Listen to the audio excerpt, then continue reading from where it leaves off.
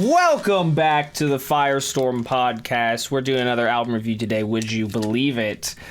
We are listening to today From Ashes to News, brand new album called Reflections. I don't know if this is a record appearance for From Ashes to New. This is their third appearance on our album reviews, if I'm not mistaken. Holy fucking shit! I think you're right. I don't know if we've done any other band's new albums 3 times. I'm not sure either. Yeah, we did Panic. We did Blackout. Yep. There are a few artists we have done repeats, but if I look at the playlist we have for music, they will definitely tell us. But this is a rarity. I think we're gonna do. There will be other three-peats, but I believe this band might be our first. So, that's a fun little stat if it's true. I think you're correct. Because there's no others I can see that I think we've done 3. Like Foo Fighters, we did 2. 3 Days Grace, we did 2. Foo Fighters will make a three-peat. They're gonna have a three-peat coming up soon, if I'm not mistaken. Yeah. So I think this is the first. I think you're right. This is our first three-peat. So, great job, fellas. I haven't heard any of these singles, but I am a big fan. Oh no, I think we've done 3 Nate Wants to Battles. Never mind. Oh, okay. Well, one of them was a cover album, so I don't know if that counts. Okay. But yeah, fair enough. So first, whatever. It doesn't matter. Semantics. Who gives a fuck? We're here anyway. Yes. And this is another big fan of From Ashes to New over here. I found them way back when with their album The Future from 2018. So yeah, it was in my freshman year of college, which was 2018 to 2019. When I first found From Ashes to New, and then we reviewed Panic, which was during the pandemic, and the Panic. But yeah, I've loved pretty much all of their albums so far, especially since Danny joined as the lead singer. Actually, recently, I don't know how I found it, but one of the songs that wasn't on the Blackout main album, but on the deluxe edition of Blackout, came up on my Spotify recommended or whatever, and I super like it, and I've been listening to it a lot recently. It's called One Foot in the Grave. It's on the deluxe edition of Blackout. Banger. So I'm excited I haven't heard any of the singles for Reflections yet. Somehow I've avoided them all. I don't know how I did that, but so they'll all be new to me. Yes, I have. Well, essentially, since switching to YouTube Music, I have actually seen a lot less new stuff from people I like, and I haven't really been looking out for it anyway. Especially the past few months, I've just been I don't know. I haven't listened to as much music as I normally do, and a lot of stuff has passed me by. The only single I have listened to from this album is "Drag Me," which is the first song, so that's easy. The rest are an enigma for me, although I believe there are a few other singles like Die For You and I think Villain.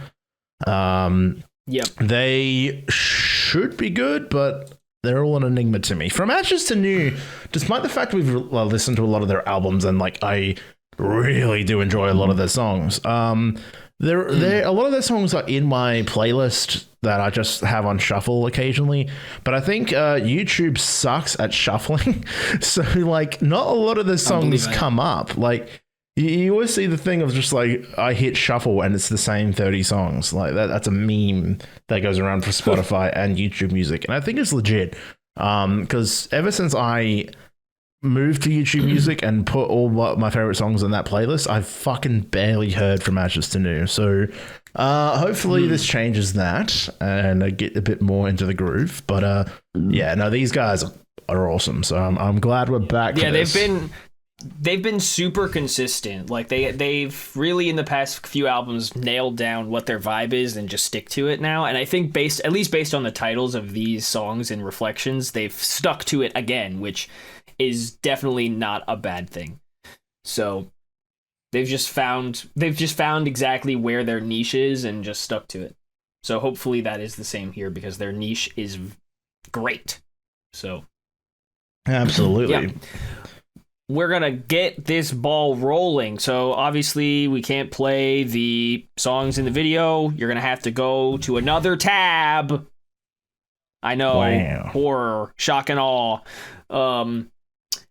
You're going to have to go to another tab, Spotify, YouTube, whatever. Pull up the album for yourself. We're going to count down when we start playing, and we're going to play on go for each song. And then that's when you play it in the other tab, shock and horror.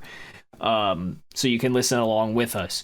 So, and we'll give our live thoughts as it plays, and then talk about each song afterwards.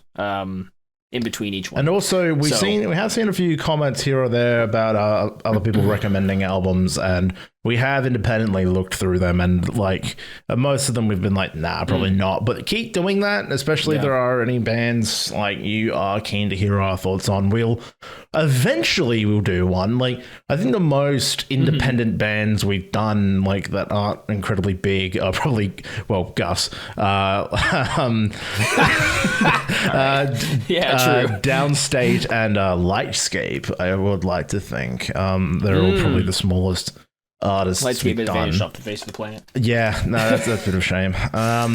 But yeah, so we are not afraid to look at artists of any size. Just, feel free to leave a comment. We're more than happy to check them out. But we do want them to have good music, though. Oh, yeah, no, look, the few that have been recommended, we've gone through some singles, and it's just not, it's either not been for us, or like the quality is just not fantastic. And like, as harsh as it is to say, especially for newbies, like it does kind of affect your enjoyment with quality, with production. Like, absolutely. Like, if I were to fucking drop a book with like a million spelling errors, no one would read it, because it's fucking like, that's just looks shit. It does take you out of it. So same deal. But yeah, thanks again for commenting. Keep doing it. Do not be afraid, as Jesus Christ would say. Yeah, I'm sure he said that. Do not be afraid. He probably has. I'm pretty sure. Did Jesus say, "Don't be afraid"? But yeah, don't be afraid to recommend your whatever you want us to listen to in the comments. We're assuming it's above a certain quality threshold. We will not be afraid to give it a Matthew 14:27. Take courage, you decide. Do not be afraid. There you go. All right, let's go, boy. Yeah, let's go. I went to church enough times growing up. I feel like I heard that 3 gazillion times. So anyway, now speaking of religion, we're going to be throwing that out the window, because if you're listening to this with us, you better be an adult, because pretty much all of these, aside for like 3 or 4, have naughty words in them. Hey, expletives, we love it. Jesus would not like that, but fuck, we like that. We like that here. So, put the kids to bed. This whole album is not for the kids. So, there you go. There you go. You've been warned. All right, let's get the ball rolling. We're going to start with track number 1 called Drag Me. We're going to start playing it in 3, 2, 1, go.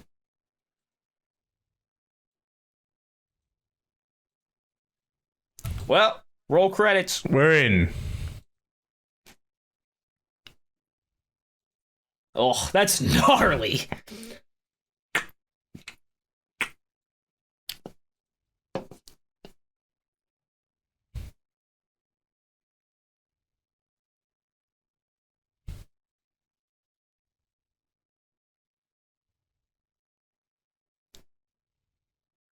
Oh. That like choir sound over the rock. Oh, I know. That's cool.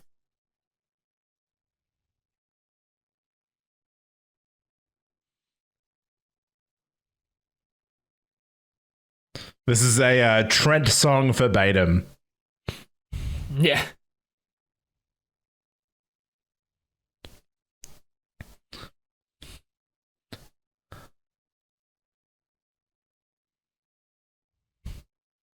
Oh. Keep going, boys.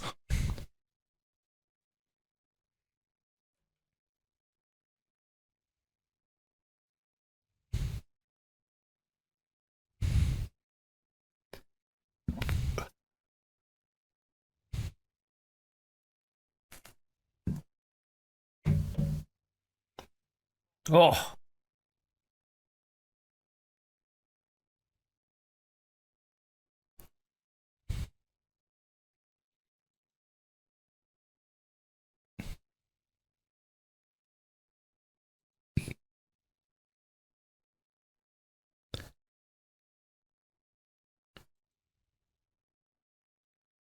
a lot of the small things about this I actually like a lot. Mm.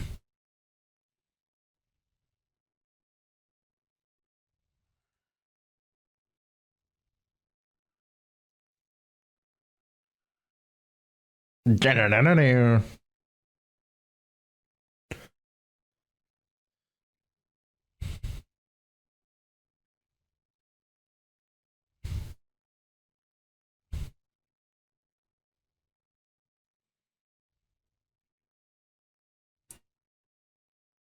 Ooh, love that stripped back bit. Nice.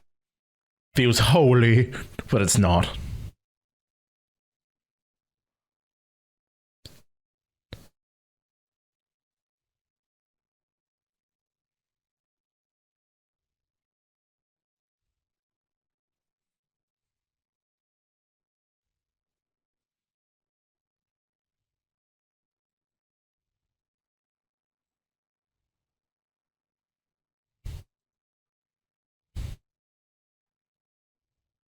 Fuck yeah. That's a damn good way to start this one out. Boys.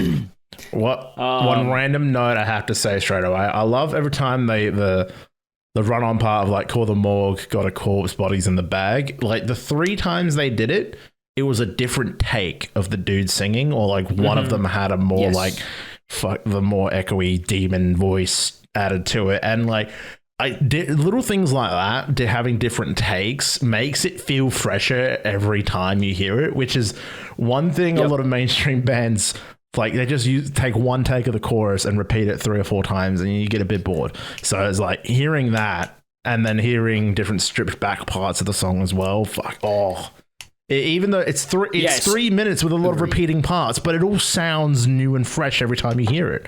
It's fucking so good. Yeah, pretty much. The only thing I was going to say is during that third chorus, I would have liked a little something extra over, like after the strip back part and it rips back into the chorus. I would have liked a little something extra, whether like instrumentally or something, just to differentiate it from the previous choruses, because I think that was the only thing it was missing. Like it could have done with like some vocal, I don't know what you call them, but like you could have done like the thing that Breaking Benjamin does in Awaken and add some like or just something like that over the chorus. No, that's I would have liked to differentiate the final chorus just a little bit, but I totally agree with that like sort of rapping part. Like first time it's like the soft spoken with the vocoding effect on, or like the distortion. Then it's the screaming, and then it's the rapping. That's really nice. I can't explain it, but they didn't really use that many harmonies. If maybe one part, like one line had a harmony in the chorus, and instead they just use octaves, which I actually really like. Just for that specifically, I can't explain it. Like sometimes when this happens to me too, when I'm writing stuff, I'll just I just have like this gut feeling about like, oh, do I need a harmony here? Do I not need a harmony here? And I'll go with it. I'm like, all right, you know what? That was the right call. And they made the right call with the octaves in that chorus. It just made it gave him the vocals more headroom, which I really like for that chorus, because the way they were delivered, it's a little like a lot of those lines were delivered like in a softer, more like breathy style than the singer usually does, which is nice. And then it also contrasts when he does go a little harder in some parts of the chorus too. So that's really nice. Simple, little repetitive. That's the thing. Like it just works. Super catchy. I liked it. So I'm assuming a lot of these will be similar. Yes, which is good.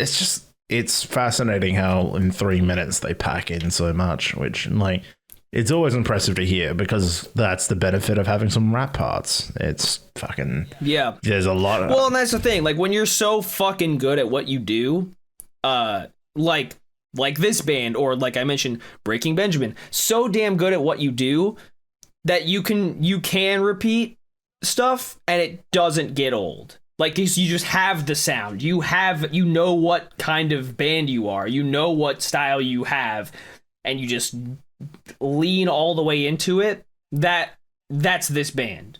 You know, they just get it. They just know exactly what they are. So when you do that, and when you do it so well, the repetition doesn't stand out nearly as much when you're just that damn good, you know? Yeah. Nah, so, completely agree. That, at least my opinion. Yep. All right, moving on. Track number 2 is called Forever. We're going to play it in 3, 2, 1, go. Oh, shit.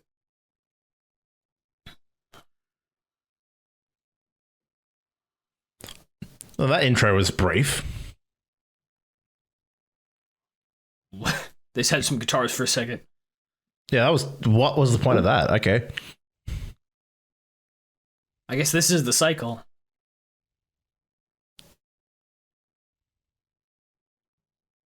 That snare is disgusting. I wish I had that snare. Whatever it is.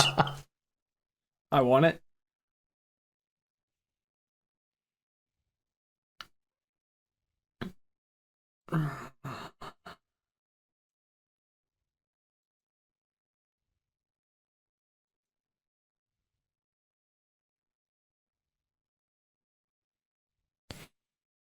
God, that's fucking throat tearing.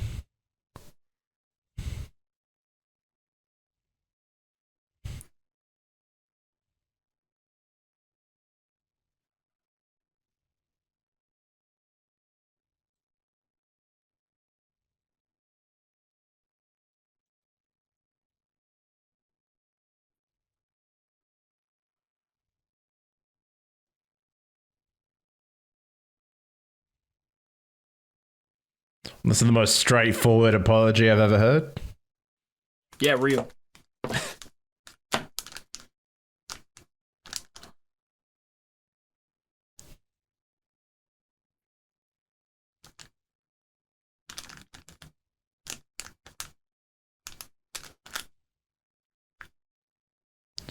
You reckon the main singer like cheated on someone and then made this song as a sorry? I would believe it. That guy's jacked. I mean, that's the vibe I'm getting. Yeah. He seems like he would cheat on someone. No offense. In the nicest way possible.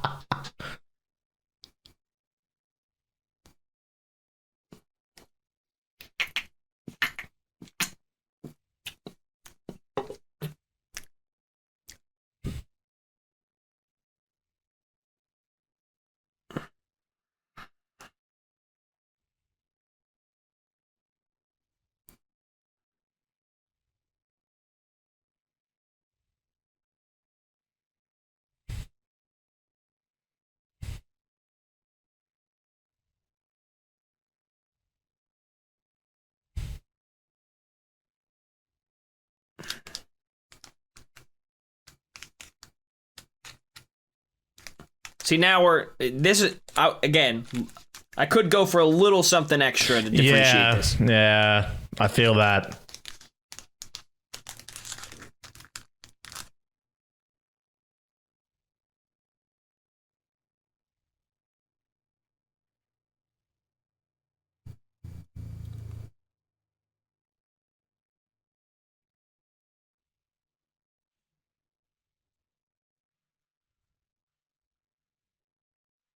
Damn, like a 10-second trail off.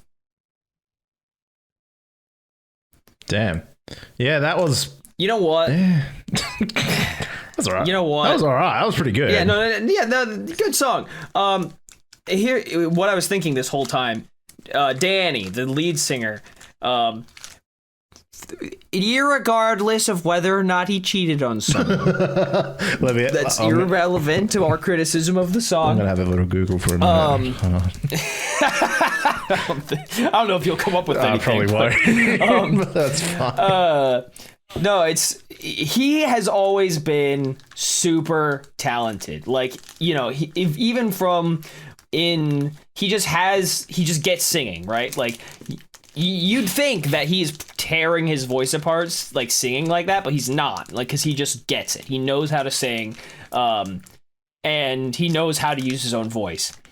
He just has that. So, but from earlier on, closer to when he first joined the band, he could get to in these super high ranges like he was in that song, but it was just kind of like, it kind of sounded more like just a paint by numbers nu metal vocalist, right? Like that you could find in a handful of other places, handful of other bands. But that was very powerful, like emotionally strong. Oh, yeah. I think he's really coming to his own. Like that level of emotion in that song, that from his performance, was not something you would have found even from their previous album. As you know, as close back as their previous album, you wouldn't have found that so emotional of a performance from him. So I think he's super grown, like really, really grown as a performer since joining the band. So, and that I like the delivery, the vocals on that were super impressive. So it was an all right song. Like it was, you know, structurally it was predictable. Lyrically it was all right. But very good performance, and of course it sounds great. So I thought the same thing. Like it was very simple structure, very simple song, but like again, it's not going to be one I skip. It's like solid, and that was one thing that impressed me. It's just like a lot of I don't know, the way he sang, especially during the chorus, that sounds like if anyone lesser were to attempt that, it would like wreck their vocal cords. Like he just is able to get to a new level and make it like incredible, and it was very impressive.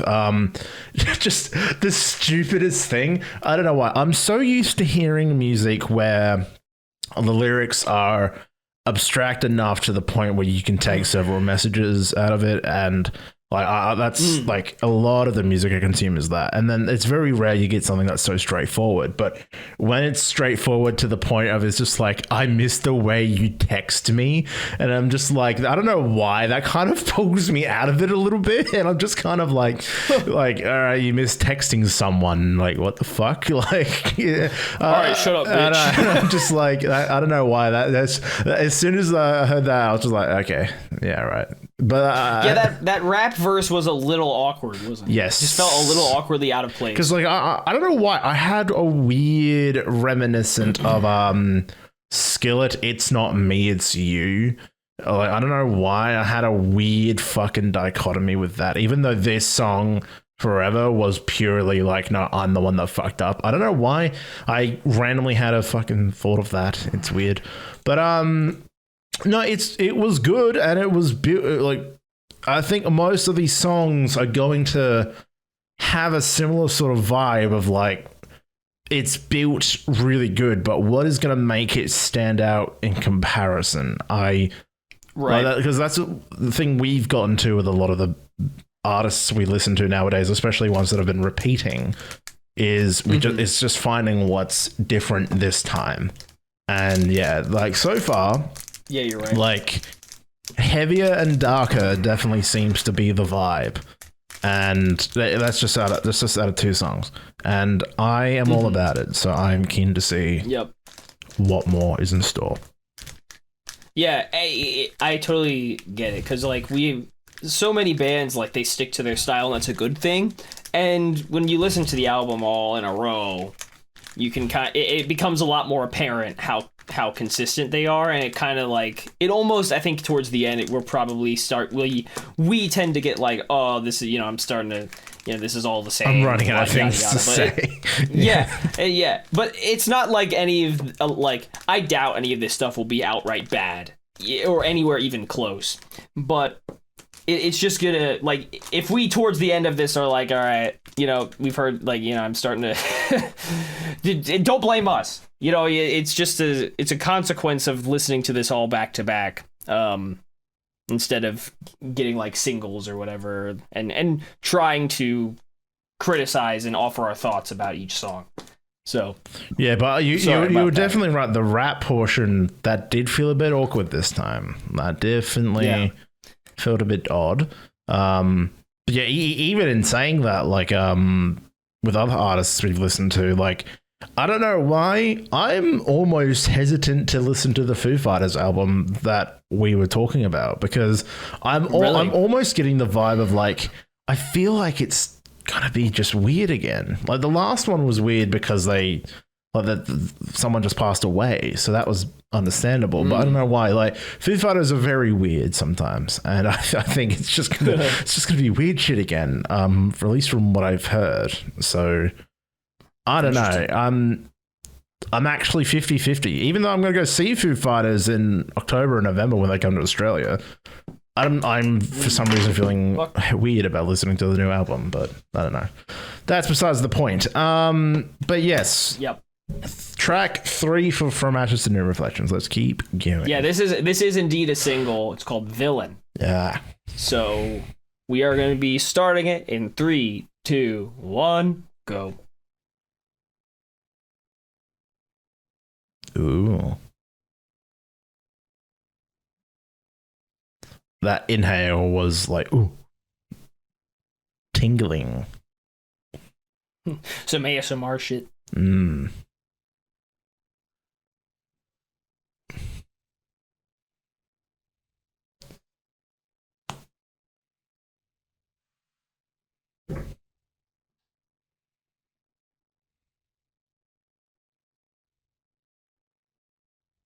Listen to that fucking vocoding in the background. Holy shit. I love it.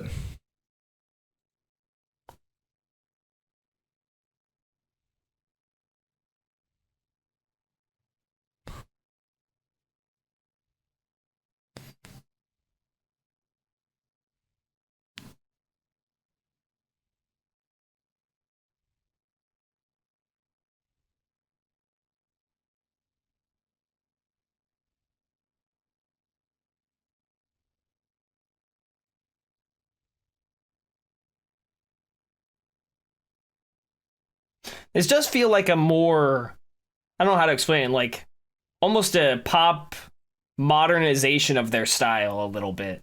I feel, yeah, this could be on the radio. Like they've leaned into more of a radio style here while still keeping true to what they are.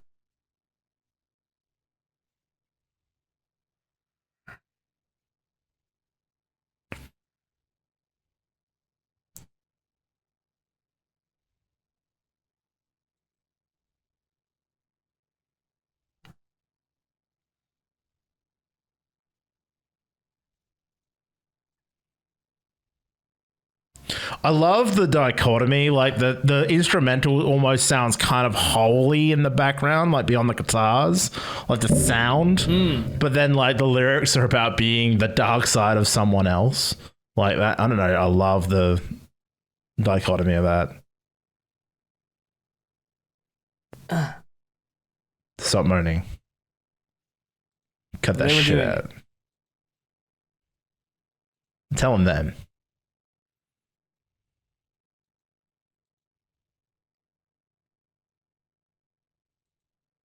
Breakdown.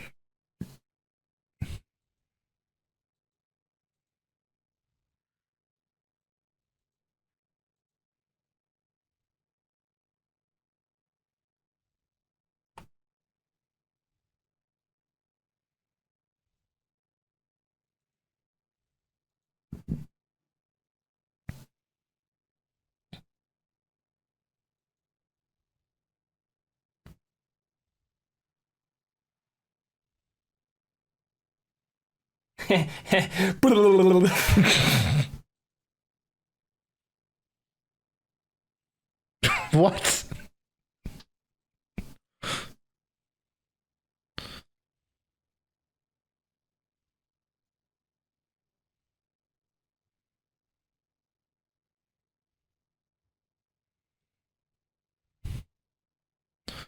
Is this the song from the POV of a fuckboy?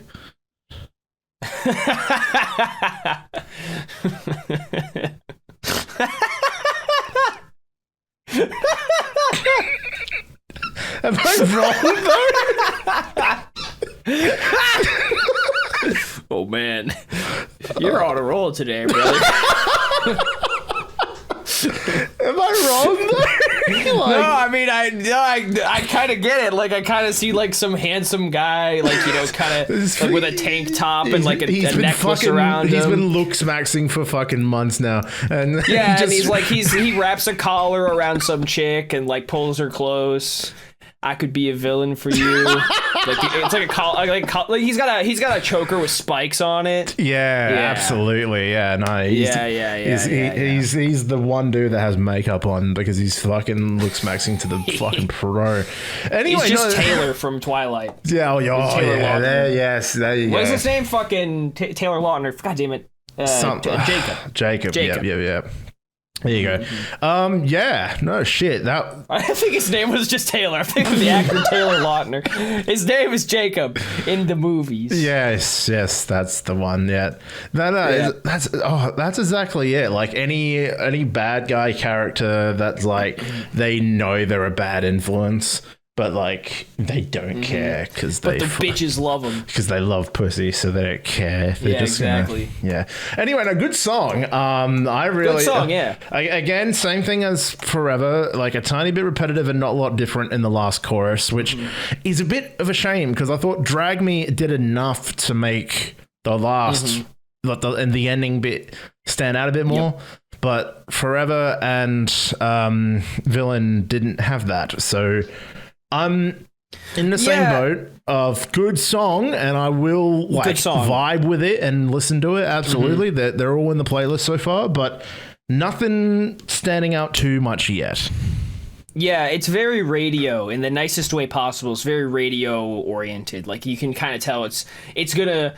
There are like I think like Sirius XM heavy metal rock stations that have played from Ashes to New stuff in the past. I think that's where they were going with something like this, which is definitely not a bad thing. That's a good way to.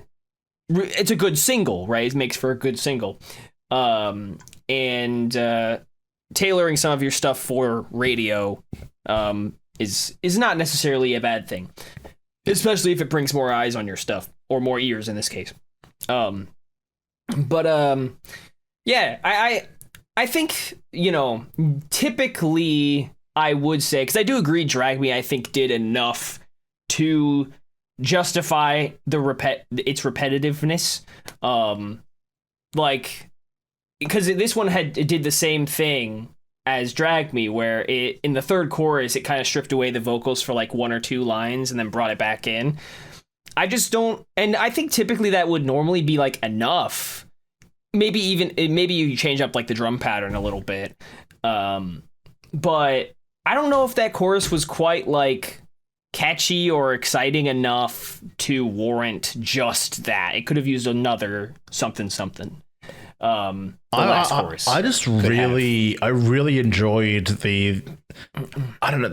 I don't know how to describe it. The sounds, not like beyond the guitar. It almost sounded like a church choir in the background, on like with the lyrics going against that sound by talking about being the villain, and I really, really appreciated it and thought that was cool. Yeah.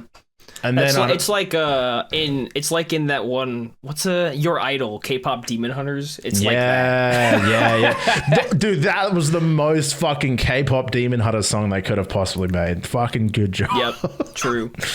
I nailed it. I figured it out. We got there, boys. We figured it out. Anyway, no, still a banger. I'm just good song. I'm waiting for something else to fucking hit different like Drag Me, and I'm sure something will. I'm just waiting for it. It'll happen. Okay, this is another single, track number 4. You can tell because it's not explicit. It's how you know the kiddies are going to be listening to and this. And it's got like 1 million listens rather than like 14,000. Yeah, exactly. So track number 4 is called Die For You. So we're going to start it in 3, 2, 1, go. Jesus, what the fuck?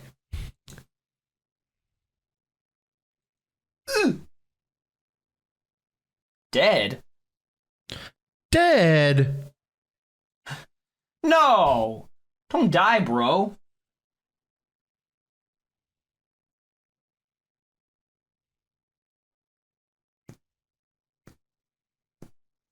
Oh, I love that.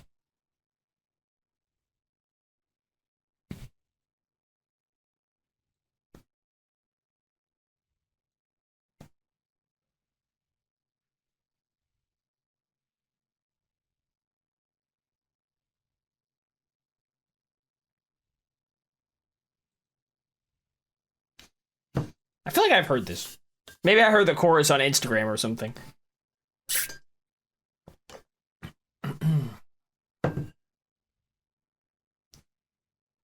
In an Instagram reel.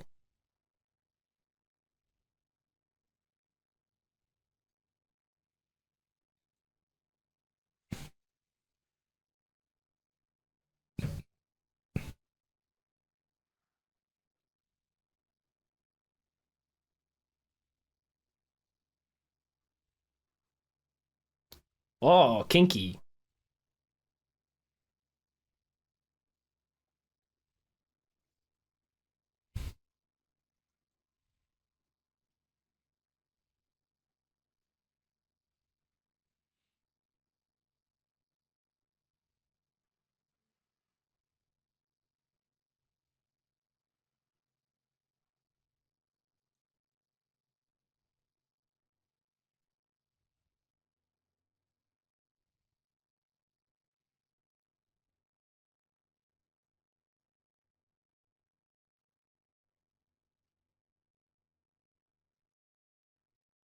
This became like a chill step song all of a sudden.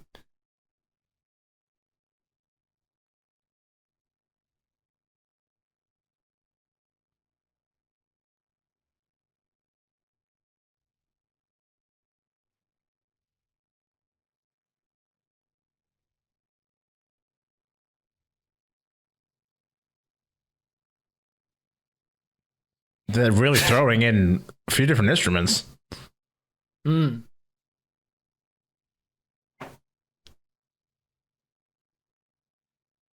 Come on, make this hit different. Let's go.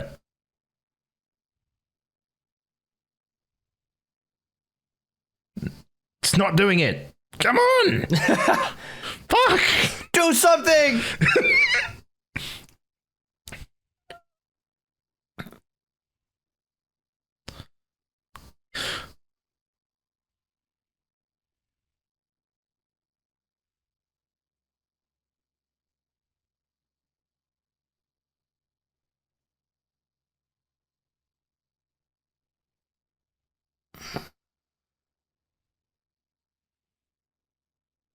All right, that was way more radio-esque than the other one. Yeah, that felt more catchy. A little more catchy, yeah. Yeah, see, one thing I do like... Slightly. Okay, didn't hit as hard as Drag Me, still number one for me at the moment, but with Die For You, the instrumental felt a little bit more simplistic as well, which actually made the lyrics stand out more to me this time around, so it made them hit a little bit harder, which I do appreciate. And he, even though they stood out, it didn't feel like anyone was going too hard with the vocals. I feel like this is a song that's going to be perfect for like the middle of a live performance when he needs something a little bit easier to sing. Like that's what it feels like this song is. And because it is catchy, it even feels like half the time he can, you know, when artists start one part of the lyrics and they let the crowd finish it. He's going to say, I'm not gonna, and then the rest of everyone else in the audience is going to say, die for you. Like everyone else is going to finish singing it for him. I can fucking see that right now. And not, honestly, I don't fucking blame it. It was catchy. I was engrossed the whole time. I was there, like, I'm bopping my head. I'm keen. Like, good song, but yeah, it feels like this is the radio song. This is the little bit of an easier live performance song. Yeah. Very heavy in the radio direction. I was just thinking, like, when we got into the last chorus, like, what if you were hearing this band for the first time with Die For You? And, you know, for this band, they can't escape the Linkin Park comparisons, which I don't necessarily think is a bad thing. You're fucking right. That was a Linkin Park song. They will never escape the Linkin Park comparisons. That's not a bad thing. You know, because you have a rapper and a singer, and although the rapper has kind of transitioned into singing a little bit as well. But just imagine, like, you were hearing this band for the first time with that song, and then, like, 2.5 minutes in, some other guy just starts singing for, like, one verse, and then it goes back to the last guy. So you're like, where did this guy come from? Who is this person that's singing that hasn't been singing for the whole song? Like... the first song of this band's I heard was "Wake Up," which is literally the first track on their album The Future, and literally the rapper Matt is who comes in first. So, and I think that's a little bit more of an easing into this band's style more. So I don't know, that just stood out to me like, oh, who the fuck is this guy? Like, why is he even here? I never see. I don't listen to a lot of Linkin Park at all. Like, I don't know why. Like, I've never. I know the biggest songs they have, obviously, but like, I never go out of their way to listen to their albums or anything. Like, they're just not one of the bands I've proper gotten into like all the others I enjoy. But now that you say that, like, oh fuck, that could have been a Linkin Park song. Ah, shit. Like, yeah, Danny and Chester, I think they're similar but different.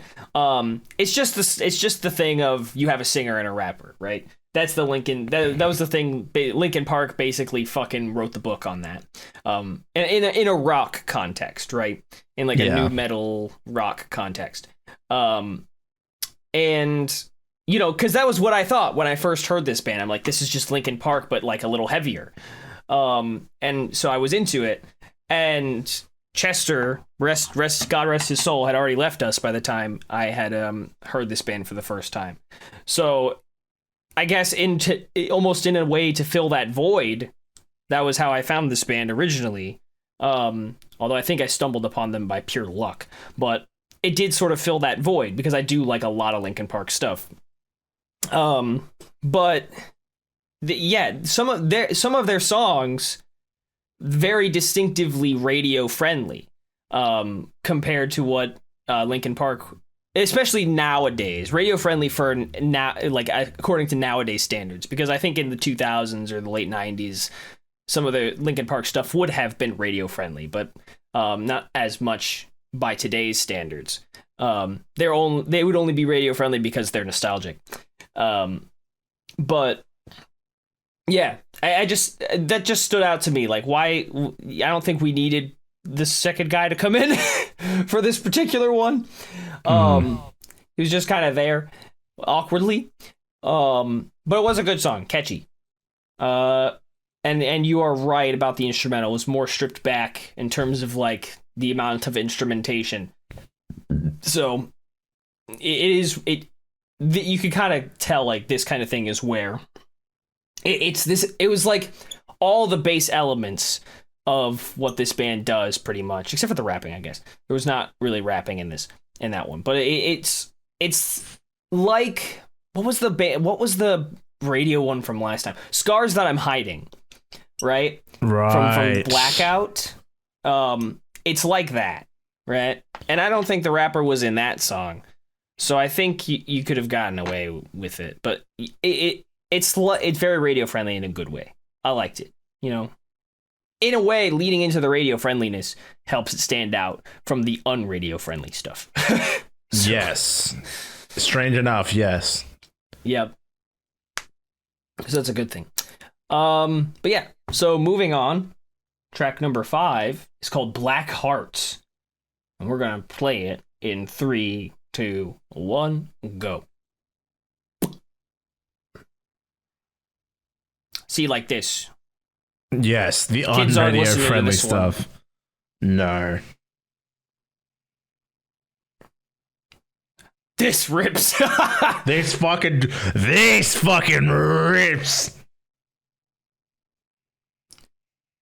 Bro, the guitarist had a bad day. He was like, fuck everyone, and made that riff.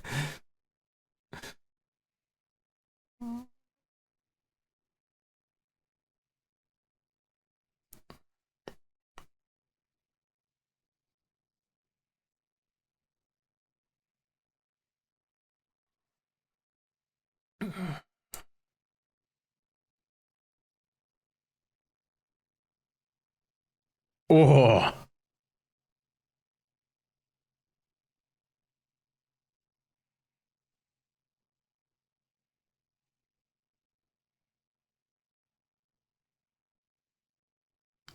Nice. Hell yeah.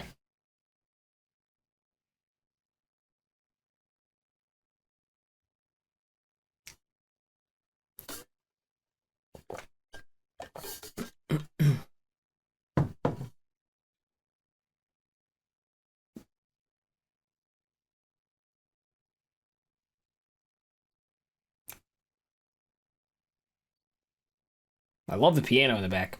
Yeah.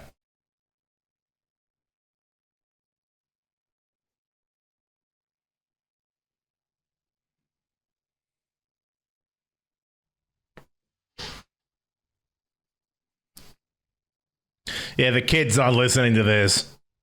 Nope.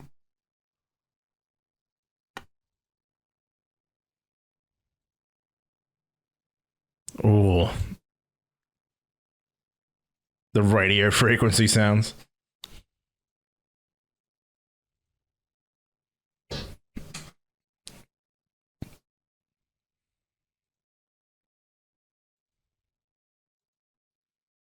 No, wait, breakdown. Man, if the breakdown was the alarm to like a world war, that'd be hype.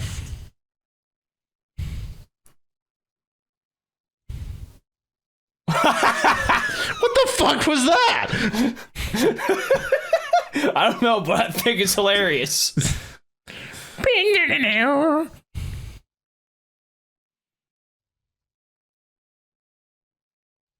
Oh, I would have done the thing again.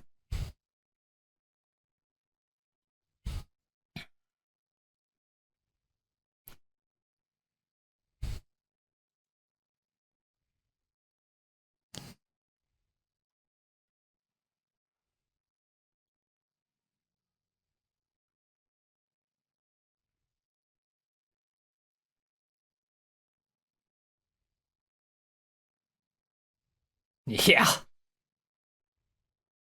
Nice. What a last lyric. The gods are dead. The gods are dead. In case you were wondering. If you didn't realize that was one where I would have done the thing, you know, take the instrumental out for like the first bit of the last chorus, then bam, blast it back in, and I would have been having a good fucking time. That's a chorus that could have done that, and that would have been enough for me. Am I fucking crazy, or is like that? The thing I said with "Drag Me" was like the one thing they sang, like they did 3 different takes. I swear, has none of the other songs so far done that? Have they all been the same? Like, why not? It makes it stand out way more. Well, like, that I was think a banger. Stylistically, yeah, it was a great song. That's my favorite so far. I think "Drag Me," the way they made it called for that. You know, like, because they did it one round as a build up to the breakdown, then they did it during the breakdown as a scream, and then they did it again after the last chorus as a rap. So I think stylistically that all makes sense. And it wasn't the chorus, so it was just sort of repeating lyrics with a different take. So I think that one made sense. It made sense to do it how they did in "Drag Me," but yeah, they haven't done it since. And I don't necessarily think it's called for it. You know, there haven't been any lines that are like, aside from, you know, lines outside the chorus that have been repeated. You know, it's just been the choruses that are repeated. Yeah. So. Look, banger, absolute banger. Still maybe not my favorite. I think "Drag Me" is still in the lead, but that is getting a bit more to like the shit that I fuck with, like the stuff that's a little bit different. Like, don't get me wrong, I love mainstream stuff. Like I can, like, the pop stuff, it's popular for a reason. There's like the sounding stuff like that is fine. I fuck with that, but I really like it like when From Ashes to New do like the fucking really interesting shit. Like I still think about like Bulletproof and a few of the other like fucked songs that just make you go, oh, that hit different. So I'm keen for a little bit more of that if we got some. Interesting. It's interesting because I think we had a moment with Bulletproof, but I actually don't think musically it's that interesting compared to any of their other stuff. Fair enough. You know, we did have a moment for sure, and that made it fun. But yeah, I think maybe Bulletproof had a great combination of like kind of musically fun, and then its lyrics were about something surprising. So I don't know if we'll get into that again, but 2020 sure was a time. So oh yeah, it was a moment in time that everyone had to deal with. Yeah.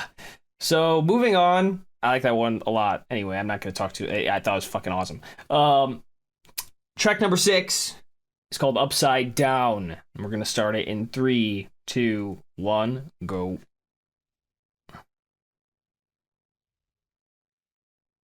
They like doing 3 seconds of weird sounds followed by the guitars. Yeah. At some point, you should just bring the guitar in first thing.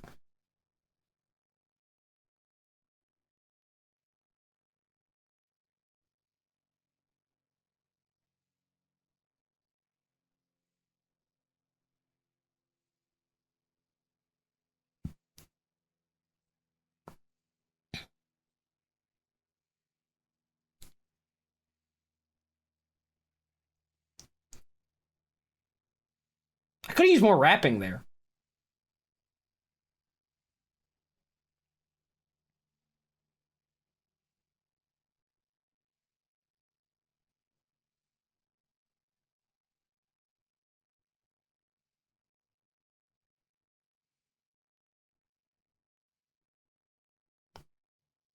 Is this a Stranger Things thing? I mean, maybe? It kind of sounds like it would be.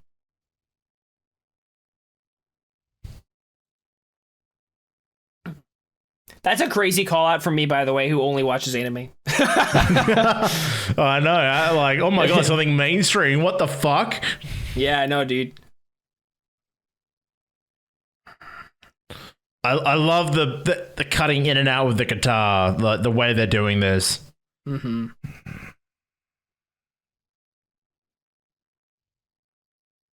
I just get Stranger Things vibes from this. Why does this feel more grander and more epic? Am I crazy? No, I think it's the instrumentation, how they've done it in the chorus. There's more headroom. Hmm.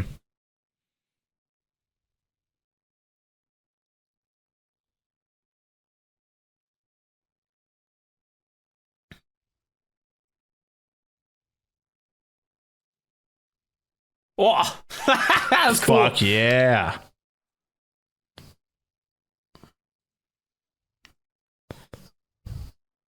Oh, that was dope too.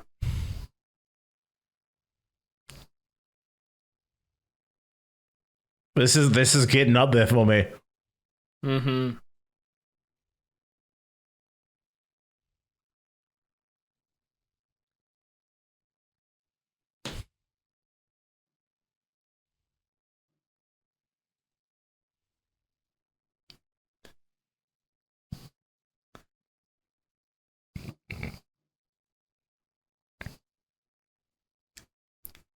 It's definitely a combination of things that makes it feel bigger, more cinematic.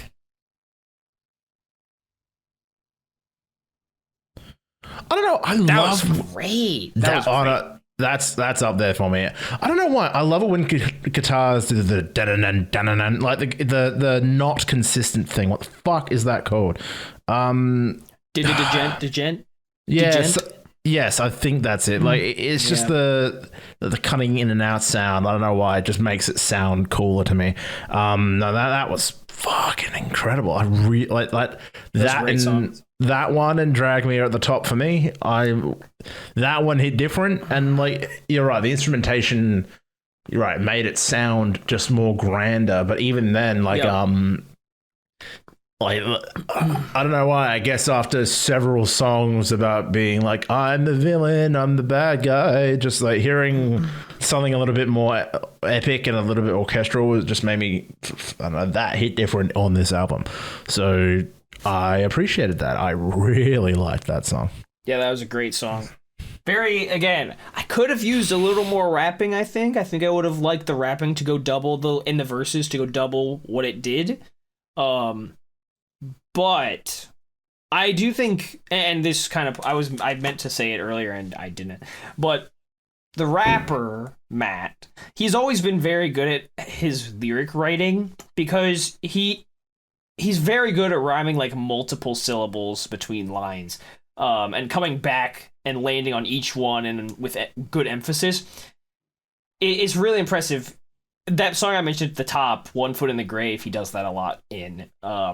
He's just really good at like making getting these sounds down, making the rapping parts feel satisfying while not making the lyrics feel weird or contrived. They feel like they're still sensible lyrics, but they also rhyme in a really satisfying way. So that's why I wanted more rapping there, because I think he could have gone another bit with what he was with what he had there. And again, I think the singer Danny did a great job again, because like that pickup into the chorus where he starts out soft and then crashes in with his more emphatic vocals sounds really cool. So great stuff. That's definitely one of the better ones for sure. Oh yeah. And I'll be 100% honest, I wasn't paying attention for the first 20 seconds because I had to send a Snapchat. And then fucking as soon as I started paying attention, I was just like, wait a minute, this is fucking awesome. Hold on. Yeah, fuck. Great. And then I just tuned back in like, oh, it brought me back straight away. So yeah, that was sick. Good shit. Keep it up. That's what we want. Yep.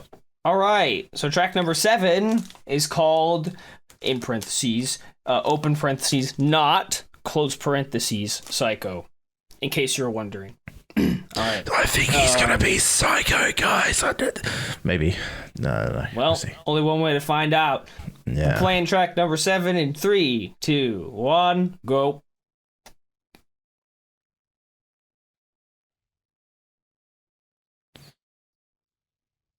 Oh, hello. Now. Oh, that was cool. That was sick. Damn. They're like, hey, you like mainstream shit? Get fucked.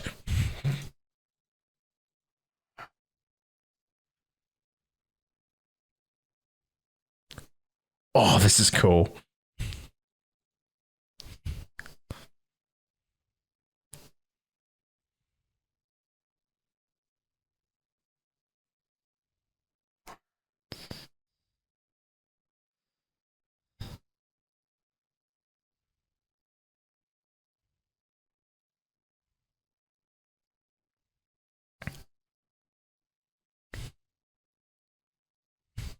Oh no.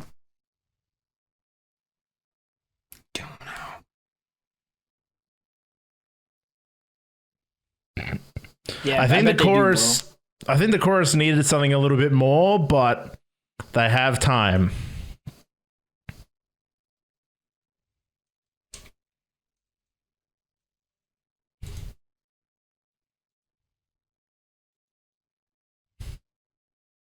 Yes, ma'am. Yeah, what?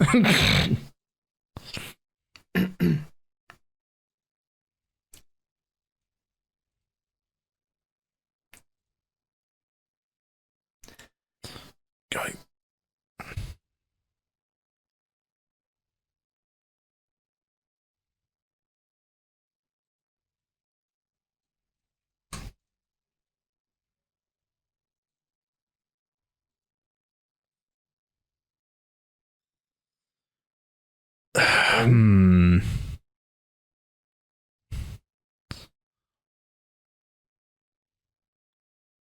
Oh.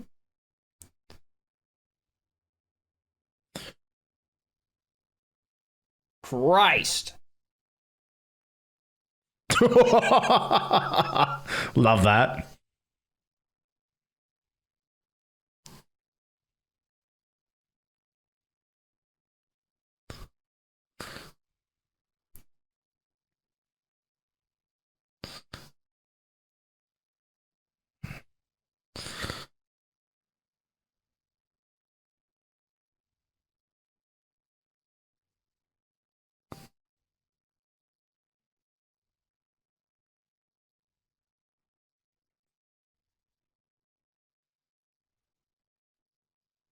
Yeah, I bet they do, bro. Cope. Fuck, that was almost everything I wanted. I think if the chorus was like heavier with the lyrics. He sang nice, but it almost like it needed to be a bit heavier and a bit more of like that fucking screamo fucking singing he can do. I felt like that would have hit way fucking harder for that chorus, because especially with the lyrics and the topic about not being psycho, like maybe if it progressed like that last one, like where he said, I'm not a fucking psycho, like it should have been like that more, because it did build up, but like he sang it as if he was singing a fucking romance song. And I'm like, dude, this is fucking sick, get heavier, come on. Like that was almost everything I wanted it to be. I love the instrumentation. I love the rapping was so good. That was amazing. Like that was such a good fucking bag. I just wish the chorus had that little bit of extra spice, a little bit of extra fucking chili powder on there, man. It would have been so good. I did like that one. Again, they got a little nastier. They got a little grittier with it. I like it. Like with the topic, the lyrical topic, with the like the instruments and like how the guitar was done as well. Like how the guitar parts were gnarly in that one. Good stuff. I liked it. I don't think I like it as much as some of the two previous ones, but very good. It's crazy, like how much more we enjoy the non-radio stuff. Because that's the thing. Like radio stuff has a formula. It has a structure that you expect, and with the amount of music that either of us would consume, especially you being a musician, like you get accustomed to it, so you almost want the fucking weird shit like that. At least for me, I want the stuff that fucking hits different and like is not everyone's favorite. Like I say this a lot. Like a lot of the songs in albums that end up being my favorites are the ones that are like would have been considered B-sides for most albums. Like I remember when we listened to like what was the, I forgot what the actual Breaking Benjamin album was, but when I said like Tourniquet was my favorite, and you said that's the one song that fucking Benjamin didn't work on or something like that. And even it's like, the one that someone else wrote entirely. Someone else in the band wrote completely. It's like the one odd song in that lot. And like I randomly think like Skillet songs, like I think Unleashed, that album. Like one of my favorite songs from that was Famous, and no one ever talks about Famous. No one gives a shit about that song, but that one hits different to me and sounds amazing. But like, I've always got an ear for the weird shit, or just the in general heavy, like the heavy alt sort of stuff. That's always my favorite. But like, I don't know, we get used to the mainstream sounding stuff, and then. Yeah, it's just like, it's good, but I want something a bit more spicy. So, well, hopefully we get something a little more spicy again in track number 8. Oh, well, they've been doing good so far. They have been doing good so far. Yeah. So, let's ramp it up, boys. We're playing track number 8 in 3, 2, 1, go.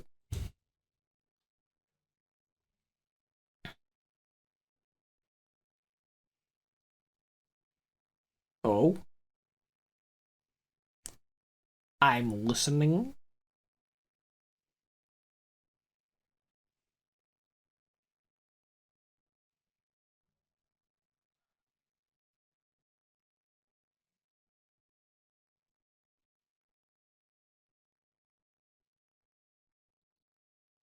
Oh, the triplets are nice in that.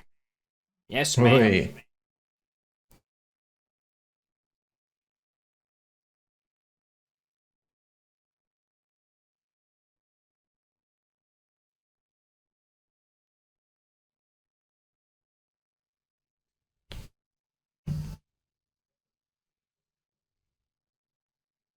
Nice.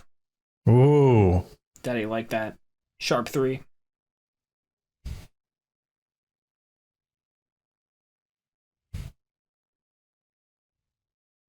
Ooh.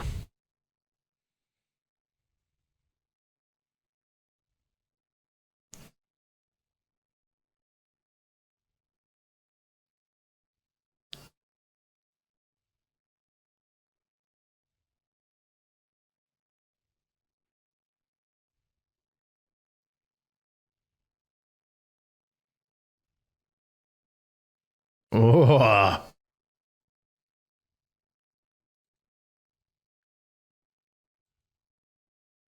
Oh. Fuck yeah.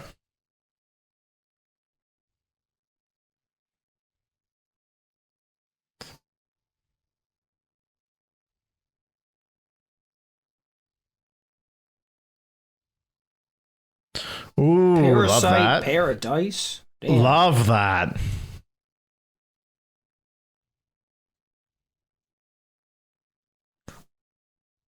Love the extra bit of chorus.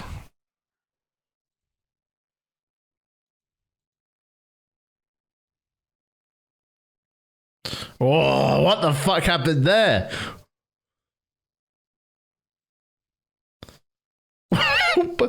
Who bought the bongo drums? The Parasite. Oh, shit.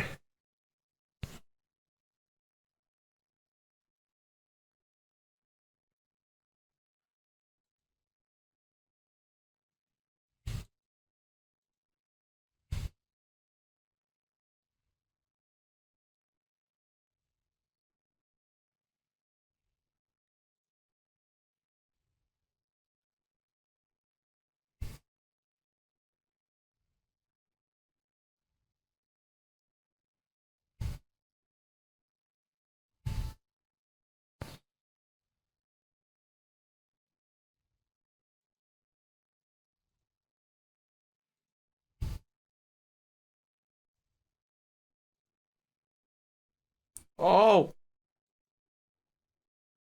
Whoo! That was cool. That was a good one. cool. Oh. I really, really like that one too. We're getting into the shit. We're getting into the shit that I really enjoy now. We're past the mainstream stuff. We're getting into the shit that's starting to hit a little bit different. It's the quicker songs. That's weird. It's the fucking 3-minute songs that they always have to like 3-minute songs.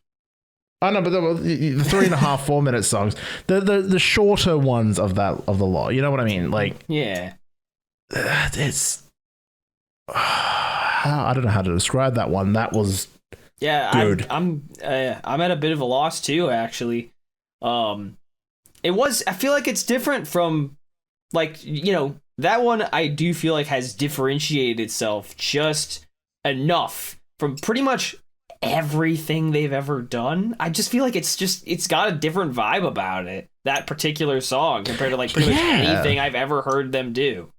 That felt like another band in a weird way, because like even the way they like that screaming part at the end, that like it got louder and like fizzled out in a weird way, and then like they had similar elements of like cutting instruments in and out.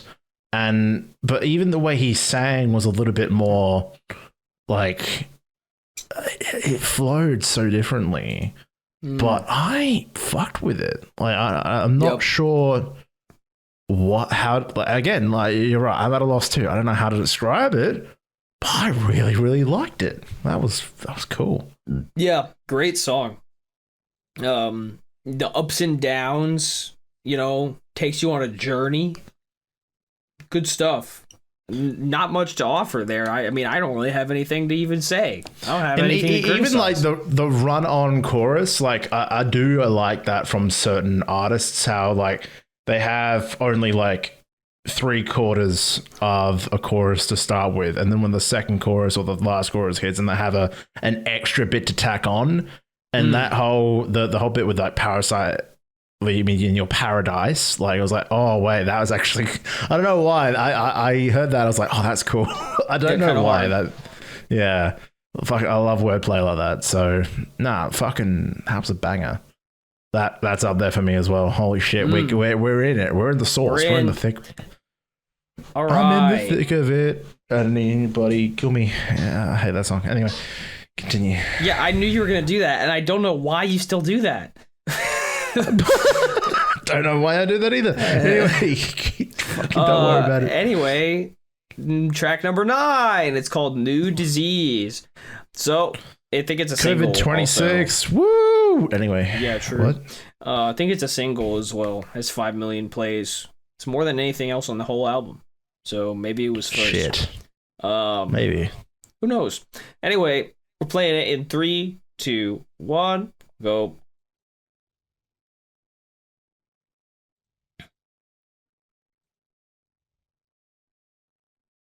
Whoa.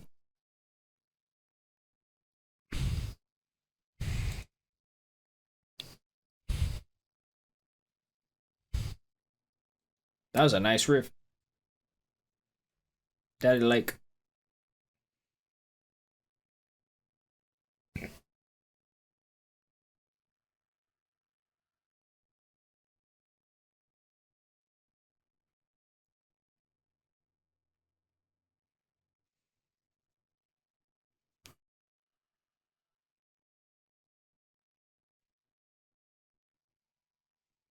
A lot of dying in this album.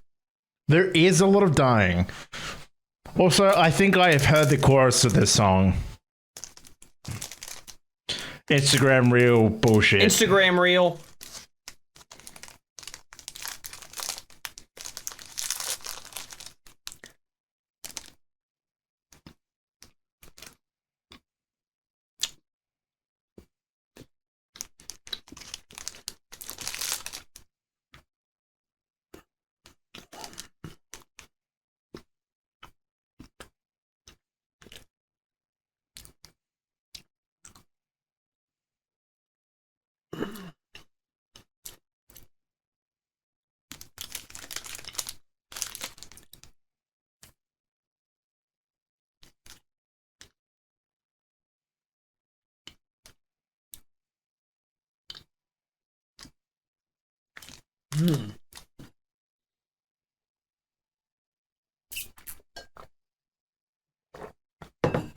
What was that?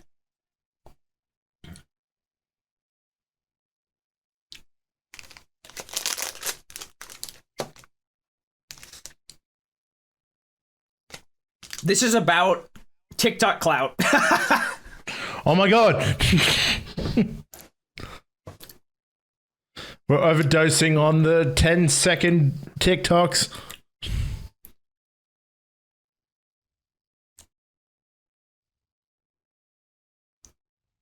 Specifically pranksters on TikTok.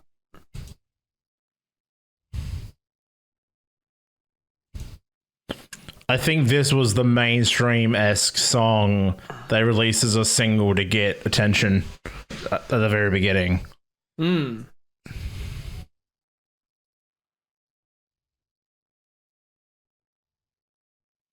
Pull the trigger, join the trend goes hard. Mm-hmm.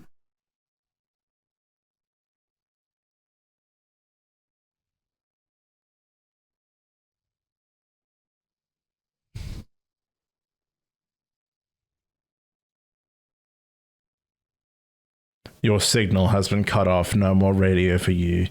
No more TikTok. All hail the glorious CCP. Fuck, that was again. That was a bit of a banger. That was definitely strong. That definitely felt more mainstream as well. Like going back to that little mainstream style. But I get it. Like that hit different. I really enjoyed the performance on that. He did really good with that. Yes, very good. Nothing. Yeah, no notes. Good stuff. Again, radio friendly. Okay, one note. Maybe a little repetitive towards the end. That's it. But that happens in a lot of songs. So basically, no notes. I have really nothing to offer. I thought it was solid. It's just a strong offering. Very much in the realm of what we know from Ashes to New to be doing. Big fan. All right. That's one of those ones that it's going to show up, it's going to be played, and I'm going to be like, yep, cool. And I'm not going to skip it. Word. Like, nothing too special, but it was still pretty good. Fucking. All right.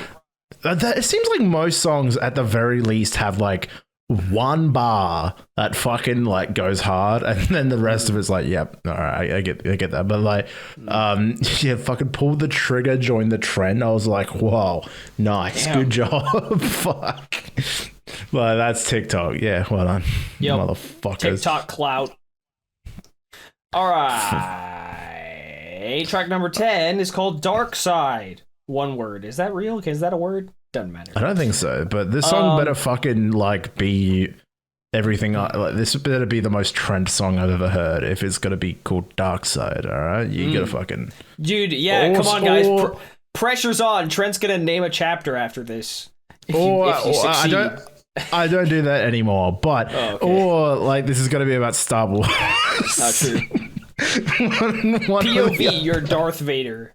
Okay, let's go. POV, you're a Sith Lord, and 3. All right. Playing in 3, 2, 1, go.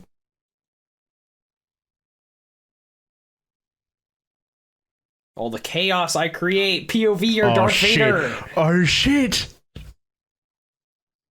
Oh my god. Oh my god, this is like if Divine Music did a song about Darth Vader.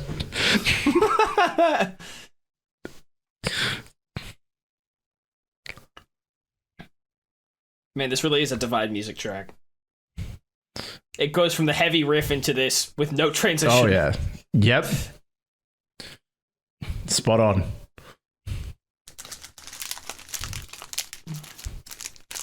Oh, bars.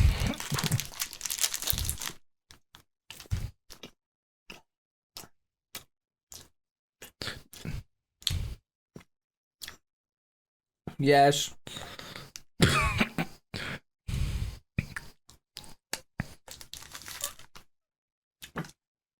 Oh.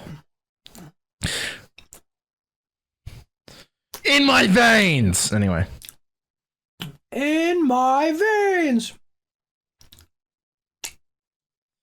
All right, we're getting there. We can go harder. Come on, we're getting there, boys.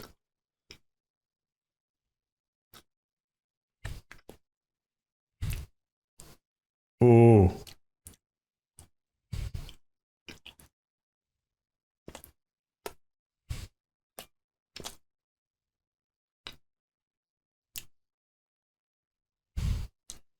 A bullet in a hearse? What?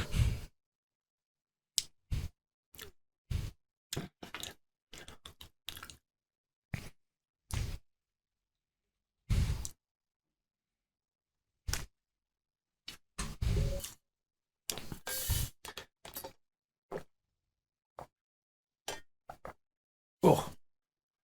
Oh, my water.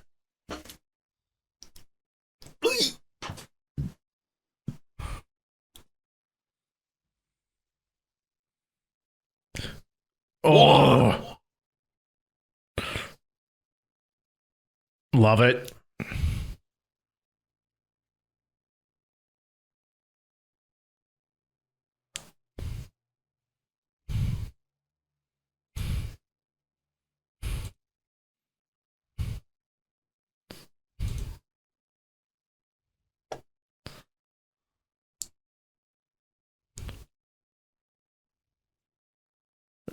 Oh, they're doing the thing. They're doing the thing. They're doing the thing. They're doing it.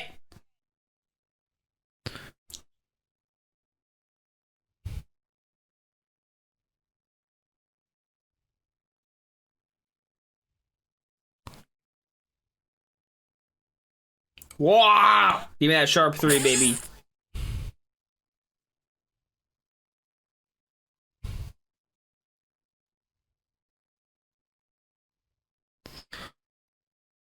It's turned into like the ending cinematic.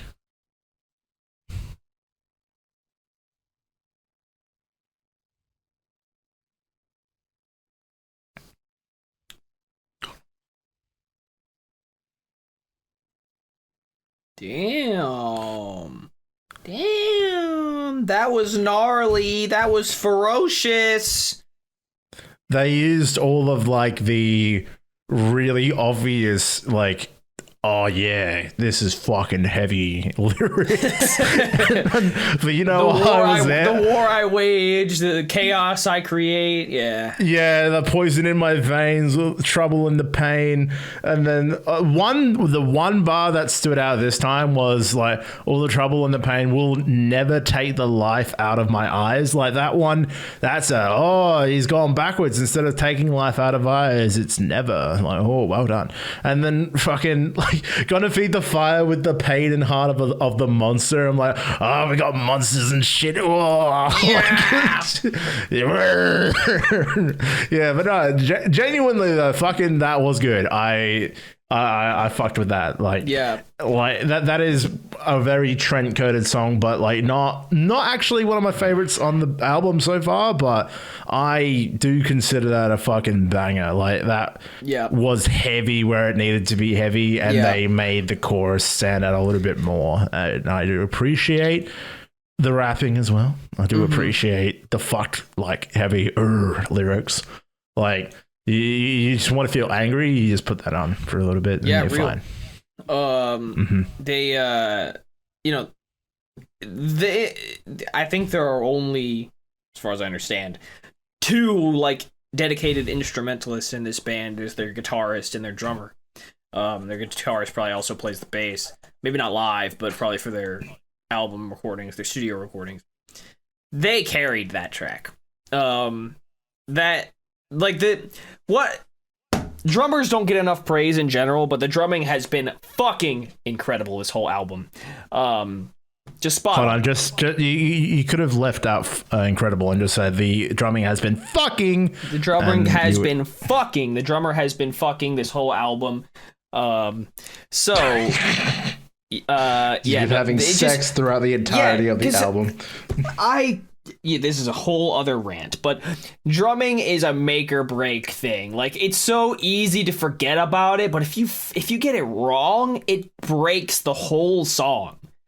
And even once you have it down, you can still add more to it to make it even better. So there are levels to drumming, and this has just been top notch. Drumming has been top notch for the entire fucking album. Like, so spot on. It's exactly what it needs to be. And the guitar in that one was excellent as well. Fucking fantastic riffing. Just exactly what they needed. Knew exactly what they were going for in that one. So it's that was excellent. Yeah, just everything about it. Great stuff. Actually, you know what? I think you're right. Like, I think we're fortunate enough to like have reviewed all competent artists, and you would like drumming is one of those things where like, yeah, if the drumming is bad about it, the rest of the song would just fall apart and fail if the drumming is somehow bad. But like, we're lucky that we haven't heard anyone that's had bad drumming. But yeah, I never thought of it like that. You are completely right. Like, if the drumming fails, it all fails. Exactly. The whole song falls apart without the drums. So, and even beyond that, like, it helps set and create the mood. The drums, we talked about briefly in Upside Down how it just feels grander.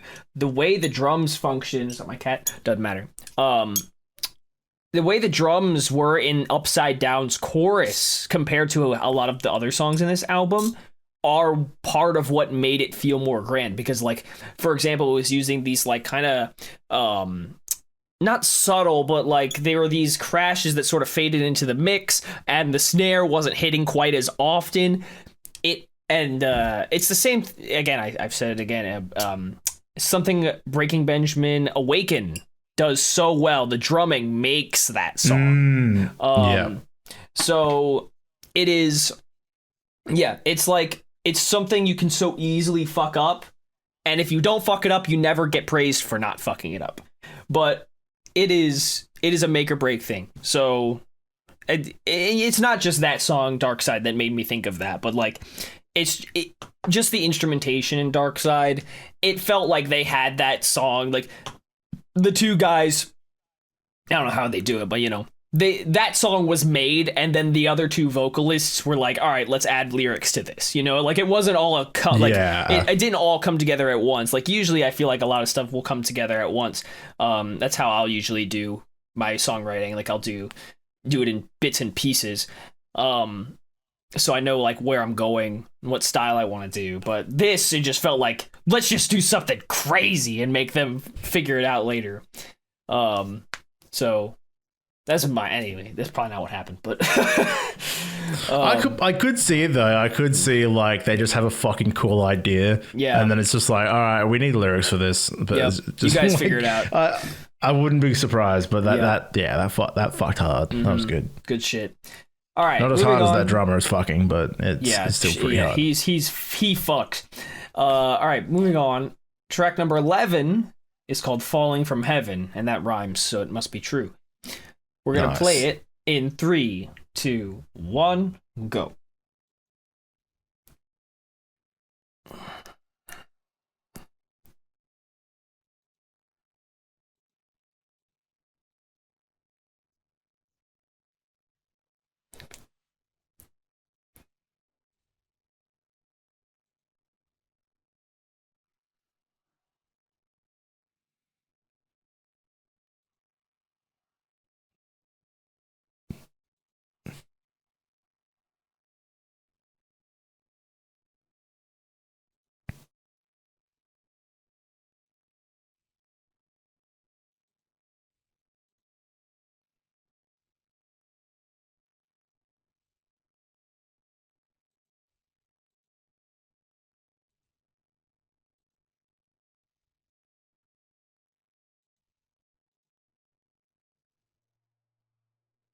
Ooh.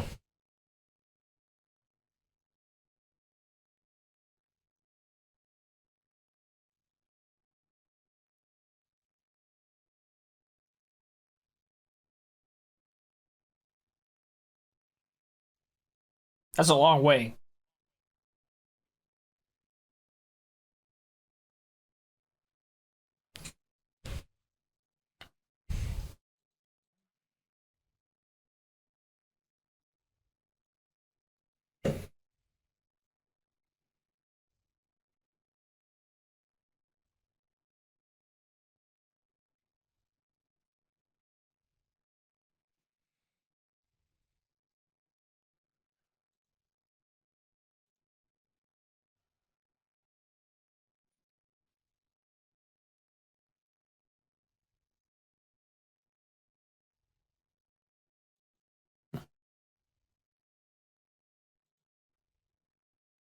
Oh.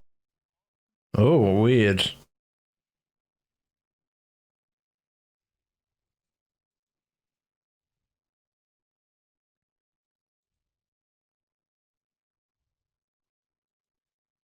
A lot of breakdowns in this album.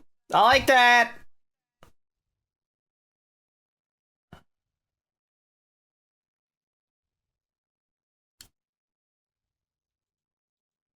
Oh, what the hell?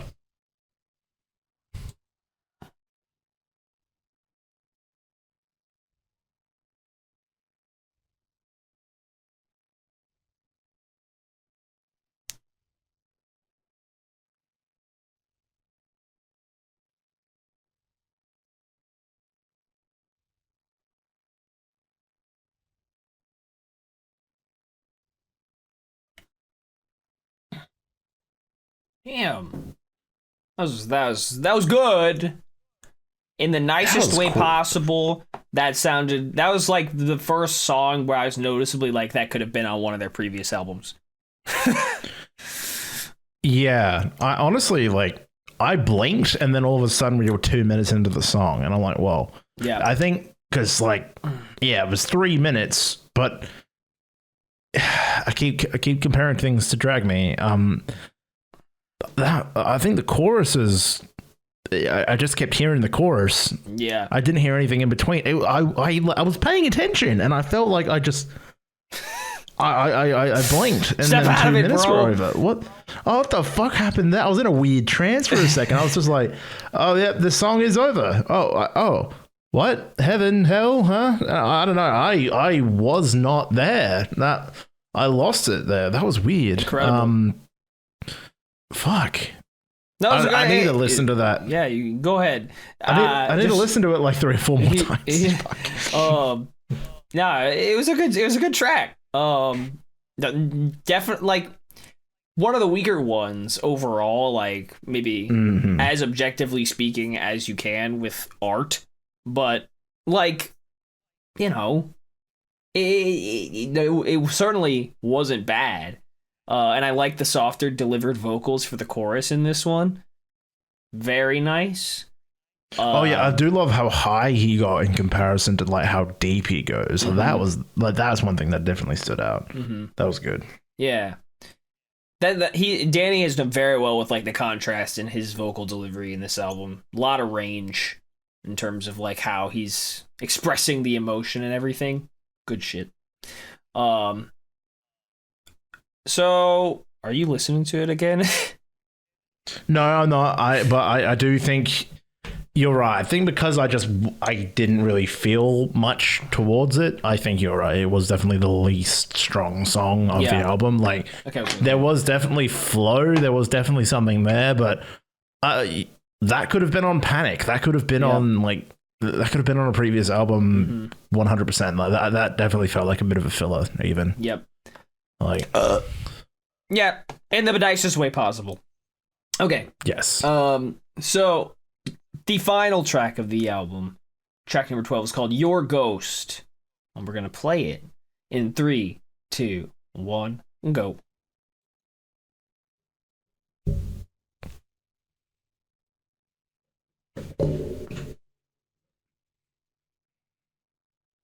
Oh shit, swears straight away.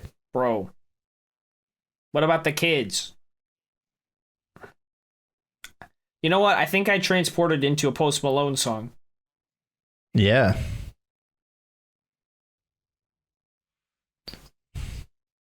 Oh. Funky.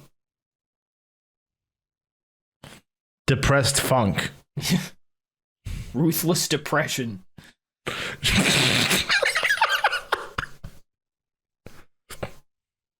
Damn. Nice.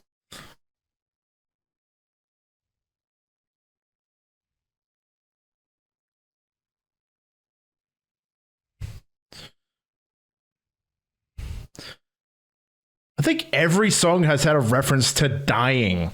A lot of death. A lot of death. This does go hard, though. Mm-hmm.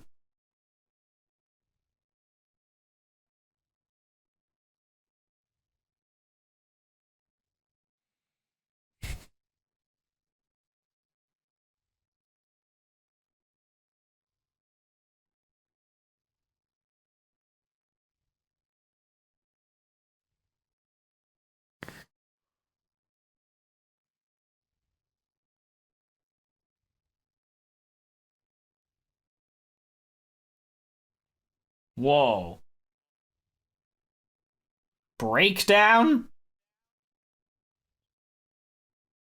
A breakdown again? I'm getting spoiled. Nice.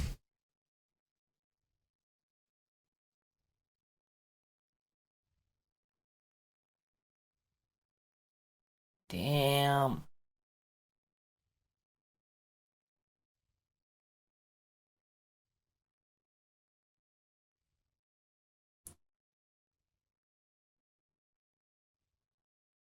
Whoa! The synth.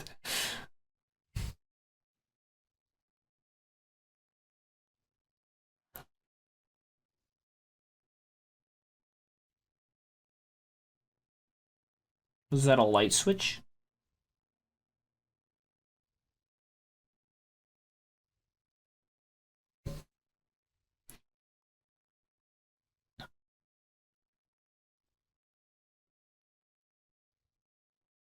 Oh, there you go. Woo!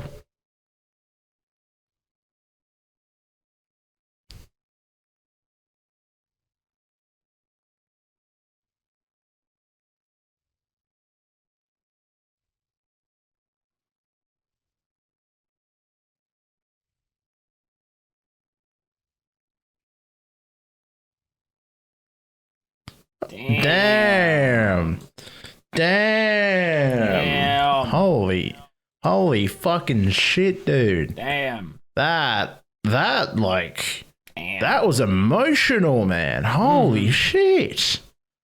That was really, really, really fucking epic. Like the entire that's what happens when you let the fucking the rapping go off and tell the story, and then let the chorus just hit that final punch into the gut. Like that fucking, like, that tugged at my heart a little bit. Like, that made me feel like a bit fucking upset. Like, wow. Like all the other songs that have tried to do stuff like that, I've been like, yeah, this is mainstream or whatever, this sounds cool. But that one, like, I could feel the difference in that one. That was fucking really good. Like the lyrics, even, it feels like that even like told the perspective. Like, a lot of the times songs like this, you always think of like a lover or like a partner or something like that. But this one felt like it could come from the place of just a family member or a loved one, like like having to leave someone behind even if you don't want to. Like, that could fit in many different scenarios, and that feels, that fucking hits. Like, that could hit anyone at any point, because you never know when, like, oh, I have to go do this thing for myself, and then you come back and everything's different, or someone's gone. Like, you never know. And like, that kind of hits that sort of like feeling in the back of your mind, and you don't really think about it too much, but it does fucking happen. And like, fuck, that hit different. Like, that's one of those emotional songs that like these artists do, where like, I'm not gonna repeat listen to that because it makes me feel that emotional. Like, if I'm in the car, I don't want to fucking start feeling regretful that I moved way, like right, or shit like that. Like, I don't like. So this is not gonna be a repeat song, but fuck, that was what a way to cap off an album. Fuck, that was good. Very emotionally forward, yeah. And again, like you mentioned it. When the rapping can go off, a lot of their best songs, I think, are like this, use this structure.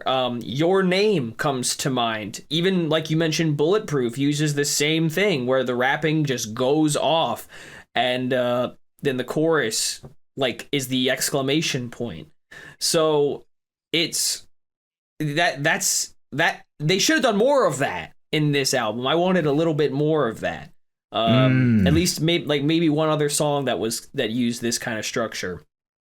But yeah, very good. So yeah, no notes. That was really, like, definitely one of the strongest on the whole album, I think. Oh yeah. I've always preached that, like, the simple stuff is usually what sticks with people, at least me. And I think a lot of people in general, which is why a lot of, like, catchy stuff gets popular. But, you know, if you do simple the right way, a lot of times you'll find yourself coming back to it more, if it's done right. And I think that one is an example of, like, how it's done right. Where you keep the structure simple, the chorus fairly simple, and just nail it. So, no notes. And I mean, even about the entire album, I don't even feel like I need to get too much into it, because I said at the top, From Ashes to New have been incredibly consistent over their last few albums, and again, they have again with this album, and they've taken some of their stuff in a little bit of a new direction to differentiate this particular album from the ones they've done previously. Like, I think you will be able to tell, you know, if not a blind taste test, but a blind hearing test. If you did a blind hearing test, you might be able to pick out which ones are on which album, although you'd probably know which song is which anyway. So that might be... Am I crazy in saying, like, is it just me saying that a lot of the... Because it wasn't just the fact that practically 12 out of 12 songs mentioned dying in some manner, but it was a lot, like, heavier lyrical-wise, this album? I think overall, yes, because I feel like in some of the previous albums there have been more fillers. Whereas I think the only, like, real one that felt like filler here was Falling from Heaven. Everything else didn't really feel like as much of a filler, whereas I think in previous albums, like even in the album that I keep mentioning, The Future, like the only that first album I heard from them that we didn't review because it was 2018, that one had a lot of fillers in it. That one had a lot of fillers in it. So But yeah, I think because that was them finding their footing, Yes. and like looking at that compared to this, where it's like every song has a purpose. Yup. Like, well, 11 out of 12 songs have a purpose, and like even they all fit a similar theme. Which you're right, like from Ashes to New, you can tell what song comes from what album most of the time. Yep. And I think maybe that whole looking at yourself, looking at the reflection of you, reflections, and like the whole thought of death and everything like that, that is a lingering point that makes this album stand out a little bit more from everything else. And well, that's why I'm saying like that the 2020 album, fucking Panic, like that, not only was it heavy with like emotions and like mental health and like America in general at that point of time. That's what made that album stand out in its own way. Blackout, I find it a little bit hard to define Blackout because there was a little bit of filler in there. Yeah. But I think that was mostly about like rebuilding, maybe like building up or something. Like maybe I'm crazy. I haven't heard a lot of those songs in a while. Yeah, but this one was definitely like looking at yourself and think and contemplating like life, which is a bit fucked. Yeah. But that this album was fucking great. And like, hey, if you got 11 out of 12 that are bangers, that's a fucking impressive hit rate. Like, and even the 12 incredible. out of 12 is not even that bad at all. It just falls like barely into the filler category. Like, I reckon if I listened to Falling from Heaven a few more times and like finally find something to connect with in that song, it will probably turn to 12 out of 12. But I don't know why. I swear to God, I wasn't being distracted by anything. I was paying attention, but I just wasn't connected. I just lost it. So I don't know. What would you say are your top three in your opinion? My favorites. I don't know about top three, but my favorites I think are Blackheart's.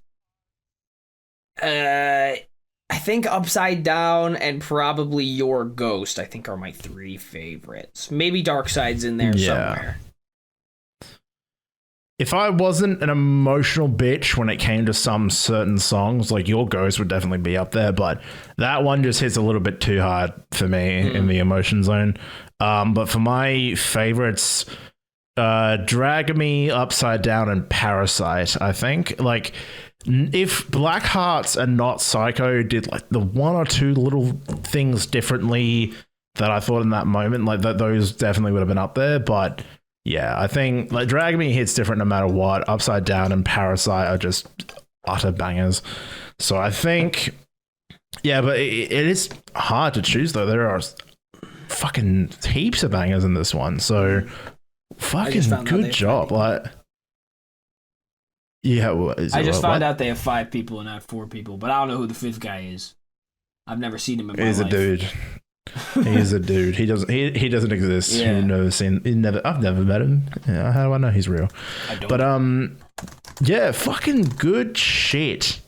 Good shit. I'm really happy with that album. Strong, very strong. Who's this man? Wait a minute. Who is this? So I'm trying to figure out who this man is. Who is this dude? Oh, he must be the... Wait, what does he do? He does bass and rhythm guitar. Okay. Well, fair enough. Oh no, and now he also does lead guitar. So what does this guy do? Nothing? Cries himself to sleep, maybe. Okay. It doesn't matter. So there's zero criticism with the fact that a lot of the song, like a couple of the songs, hit a more pop mainstream type of formula, which like I think we've said that a lot for a lot of recent albums, like maybe aside from Downstate, like a lot of the other more popular bands, they do kind of need to hit that, which I think is why like when Skillet went independent, that was one thing that I think they tried to avoid, but even then they still had one or two mainstream-esque songs. But that's definitely something that a lot of the bigger bands do, and we completely understand why they do it. It's just after a while, especially like for me, who has a very particular music taste, like that sort of thing does kind of fall to the wayside after a while, but it's never going to be anything that I dislike. Yep. Like, it's all good. But I think even compared to Panic and Blackout, I reckon like Reflections, I think it might be the best one. Recency. It absolutely could be, like, and that could also be recency bias, but like something about it also hits different to me. Well, like, yeah, it's the type of shit I enjoy them more. This stuff like this, I don't know why I do this, but I just, for some reason, as opposed to actually remembering the thing, this stuff happens to me with a lot of stuff that I get into, whether it's games, anime, whatever, that I criticize or whatever, or that I review. I more remember how I felt afterward, as opposed to what actually happened.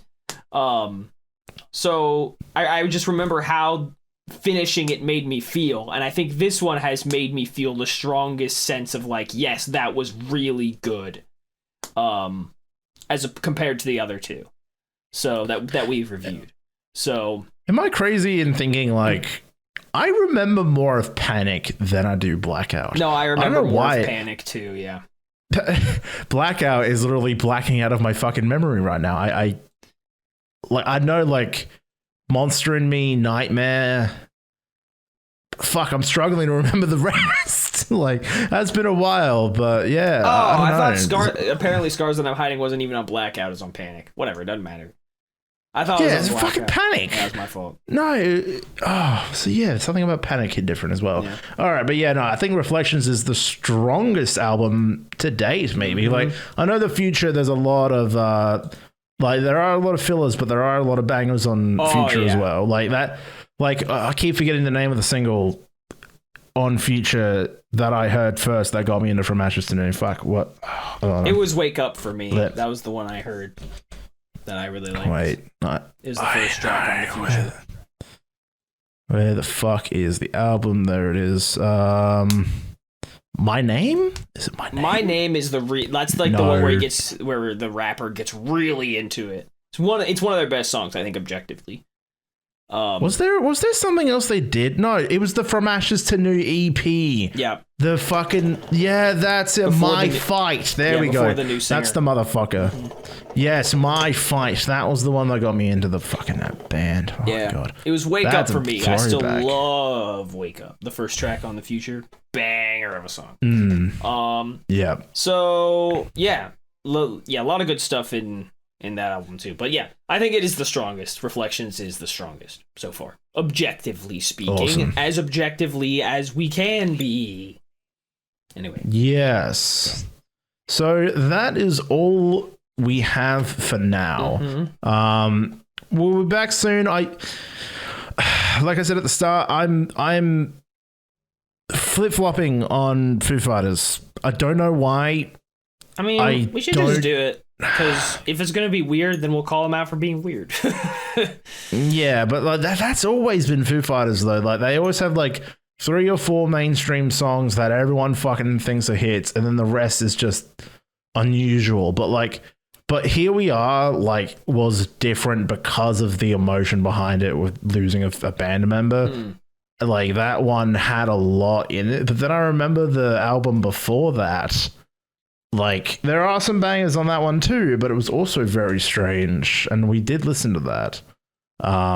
What the album was called, Medicine at Midnight, that one. Oh yeah. Like, that one was cool, but again, there was just a lot of strange stuff a part of it. So yeah, okay, fuck it. Your favorite toy, because I remember I heard some of the single of Your Favorite Toy, and I was just like, this is just jumbled noise. Well, nothing about this sounded decent. It was weird. But yeah, you're right. I guess we'll listen to it and we'll call it out for what it is. Yeah. Because that will be episode 99 of the podcast, and then we got to figure out some stuff for episode 100, and we've got some ideas. It's just more so like timing and when we think it would best suit coming out, because we could just wait ages, but if something else happens that we want to talk about, we could do it. But that's why I also thought, don't worry about Foo Fighters in case there is something else that happens that we want to fill a gap in. Well, yeah, we could do that as well. That's fine. Yeah.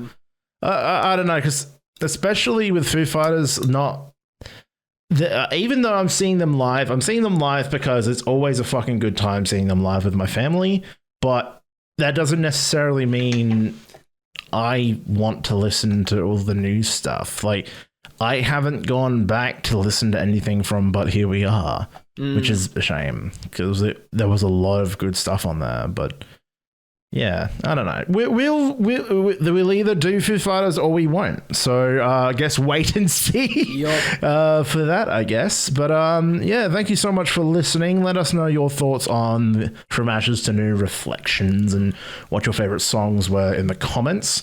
Leave a comment if you have any suggestions for album reviews or artists that we should check out. No guarantee we'll do them, but we'll at least check them out privately. And yeah, if you decide if they're worth our time, because we are such skeptics. And yeah, thank you all for listening. Reviewers. That should be our tagline, like FireStorm, distinguished music reviewers. It's just another way of saying cunts. Once canceled, distinguished music reviewers. That's canceled so for telling the truth. Oh, cancelled for being too perfect and too honest and too real. For the woke audience. Yeah, the woke, hand-holdy, piss baby audience. Fucking snowflakes. All right. All right. Nobody even remembers us getting canceled. Don't worry about it. It didn't happen. It never happened. Basically, we is erased from existence at this point. Yeah, true. We did the second album and it was fine. It was and we didn't get cancelled. Yeah. No one remembers TikToks in 2020. Anyway, goodbye. Bye.